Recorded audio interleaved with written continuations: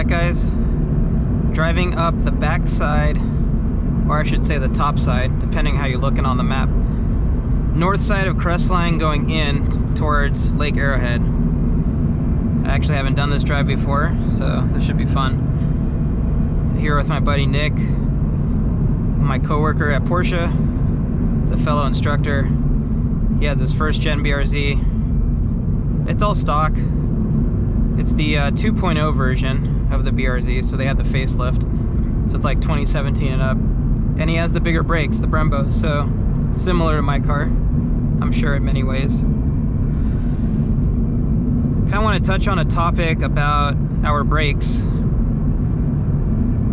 So, not going too far deep into it, but I'm in a few different Facebook groups, and there was a discussion, one person going to the track brand new, he's wanting to know about, you know, track prep, but more specifically, what to do with the stock brakes. Does he run it? Does he not? Should he upgrade? What to look for as far as aftermarket? So I chimed in and I told him just start off, just feeling out the car. If he's new to track driving, which he was, chances are he probably won't push it hard enough to get to their limit of boiling point or high temperature fading point. So what I really told him was, as far as the brake fluid, you can upgrade to something a little bit higher. The factory Toyota fluid isn't that strong. Outside of that though, you can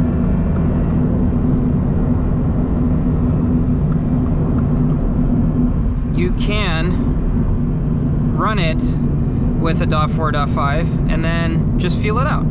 Upgrade your fluids basically. So if you're gonna track, most people don't just run the 20 weight factory fluid anyway. They go up to a 30 weight at least, but typically you recommend a 40. And then you probably want to upgrade your transmission and differential fluid to something a little bit stronger that can take the abuse.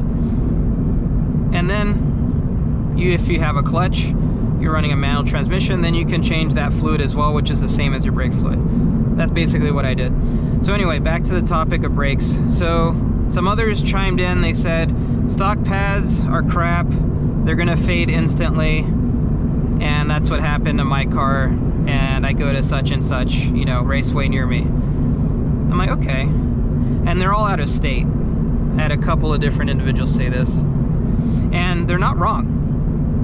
Like, I didn't claim that they're, like, that information's incorrect, but at the same time, from my perspective, I did share that I ran my car stock, I haven't passed the thermal limit of the pad, you'll be fine. But for all intents and purposes, that particular case, he will be fine. Now, I do admit, I did steer in a little direction, and I did put my foot in my mouth saying that there's no reason to upgrade your stock pad, you're probably not going to surpass it at all. And then if you do, then you did something wrong. So here's what I was basing it off of, and I was basing it off of our Southern California tracks.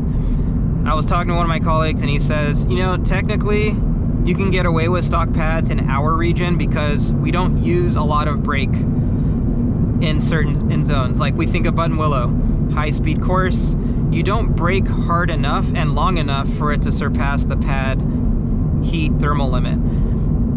But when you go into other areas outside of other states, they go from really high speed to really low speed consistently. So since we have more freer flowing courses on our SoCal tracks, Chuckwalla, Buttonwillow, Streets of Willow, Big Willow, those just flow so much nicer, and they don't require so much heavy braking just to slow it down.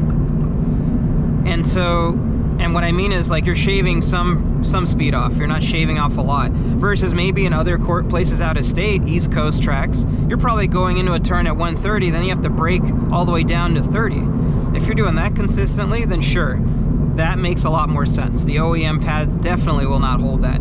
So I didn't say that the other guy was wrong, but I was giving him feedback based on my experience. But he was also giving feedback based on his experience. So neither of us were wrong, but I ended up getting blocked from the thread and all that. I'm like, all right, fine, I don't care. But at the end of the day, they weren't really open-minded to hearing what I had to say. They just really kind of shut it down real quick. I'm like, okay, that's fine. But this is where I wanted to clarify and say, depending on what your region is and what kind of course you're going to be driving, if you know for sure you're going to go from high speed to low speed very aggressively. We used to have a course like that here in Southern California, and that was Auto Club Speedway.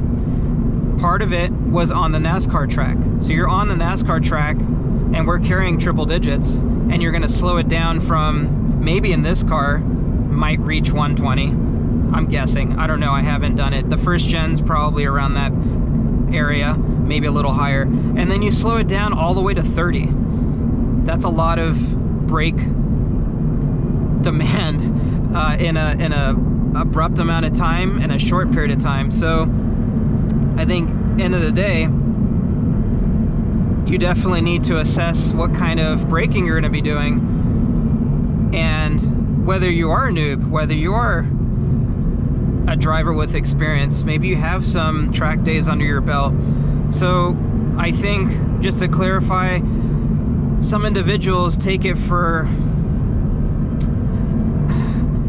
now take this for a grain of salt. I think some people just really say, well, this is my experience and this is 100% because this is what happened to me. I get it. Ooh, hairpin, I like that. And sure, they're not wrong, but they haven't probably visited a Southern California track where you don't require as much braking. And that's a big difference, because you can get away with stock pads, as I am. I'm on a stock pad. I've done Streets of Willow numerous times. I've just done Big Willow. I just done Button Willow more recently, a couple weekends ago, and I'm still on my stock pads. I just upgraded fluid. So it really comes down to those circumstances. And I think what it comes down to as well is just understanding what your intended use is and knowing what the car's capability is and your own personal capability. I like these switchbacks. So keeping that in mind, you should go about it accordingly. If you're going to be doing autocross, that doesn't count, to be honest, because chances are you can still run a stock pad and not overheat them. But if you're in the beginning, you're a noob, you're just getting started, don't worry about pads. Learn your car. I think that comes down to anything, whether it's a autocross course, whether it's a high-speed course, learn your car. Because at the end of the day, if you don't drive your car hard enough to surpass any limit, whether it's braking, whether it's tire, whatever it is, you're just throwing money away for no reason, just upgrading parts. It's kind of like just going out there and saying, oh, I'm not going to drive my car on the track yet until I get coilovers and big wheels and tires. Why? What's the point of throwing all that money at the car if you don't even know how it handles stock? Stock already does so well if we're catering it towards these 8.6 and BRZs. So anyway, that's just something I wanted to touch on, and also very much clarify that if you are running stock pad and you're planning to go to the track or you want to do autocross, just know what your intended purpose is, what the course and the environment you're going to expose it to, and then go about it accordingly. So hopefully that helps clarify the air for anyone that has been debating whether stock pads are good enough on these Brembo performance packages are. And quite honestly, these cars are so light, you can get away with quite a bit for most drivers. For most drivers, probably will not ever see thermal limit. Now, to be fair, most people that get new cars probably won't be driving these cars that hard, because let's be honest, it's, you know, 30 grand, 40 grand, however much you're financing. That's all we can afford monthly. If we total that car, then we don't have a car. So most people want to drive their cars back home, and so that's understandable. But if you have an older, you know, first gen, that's your track rat, you don't really care what happens to it as far as, you know, exterior, it's got road rash and whatnot, fine, send it, because you probably have another car that you can get into and drive every day. So not the end of the world. So hopefully you enjoyed that. I'll talk to you guys later.